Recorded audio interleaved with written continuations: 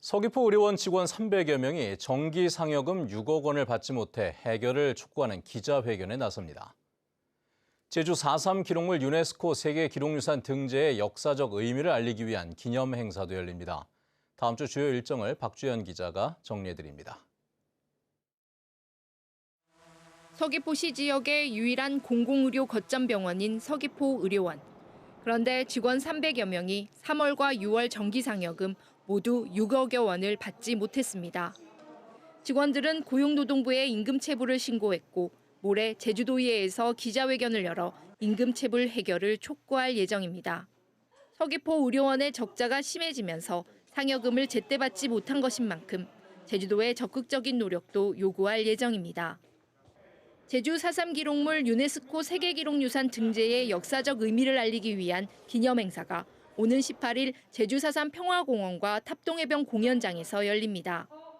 제주 4.3 평화공원 위령재단에서 4.3 영령들께 제주 4.3 기록물이 세계기록유산에 등재됐음을 알리는 봉헌식이 진행됩니다.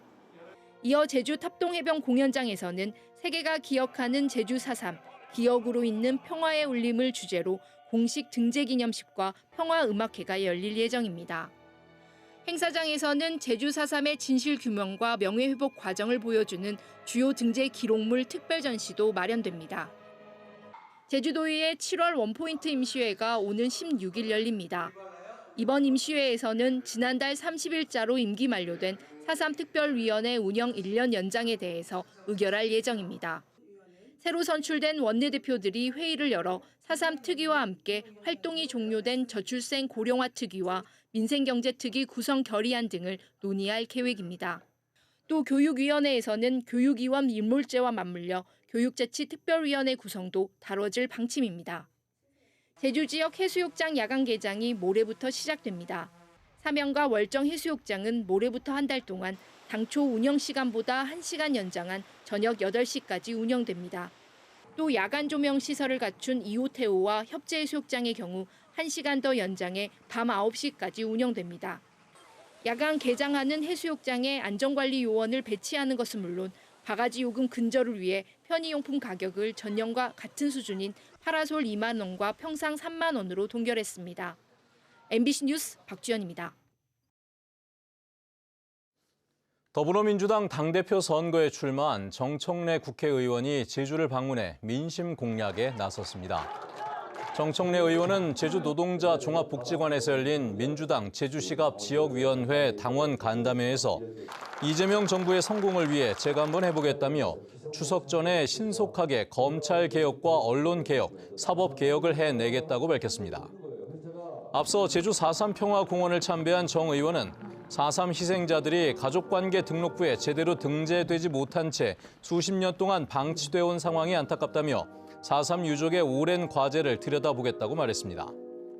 또 4.3 정신을 계승하고 완전한 진상규명과 명예회복을 이루는 데 최선을 다하겠다고 덧붙였습니다. 범죄 경력자는 김만덕상을 받을 수 없게 됩니다. 제주도는 김만덕상 수상자로 범죄 경력자를 추천할 수 없는 규정과 공적이 거짓으로 밝혀지거나 포상 기준에 적합하지 않은 경우 수상을 취소할 수 있는 규정을 마련한다고 밝혔습니다. 도는 이 같은 내용을 포함한 제주도 김만덕상 조례 전부 개정 조례안을 입법 예고하고 오는 30일까지 도민 의견을 수렴합니다. 제주 지역의 외지인 소유 토지 비율이 전국에서 4번째로 낮은 것으로 나타났습니다. 국토교통부에 따르면 지난해 제주 지역 외지인 토지 소유 면적 비율은 32.4%로 서울과 부산, 광주에 이어 전국에서 4번째로 낮았습니다.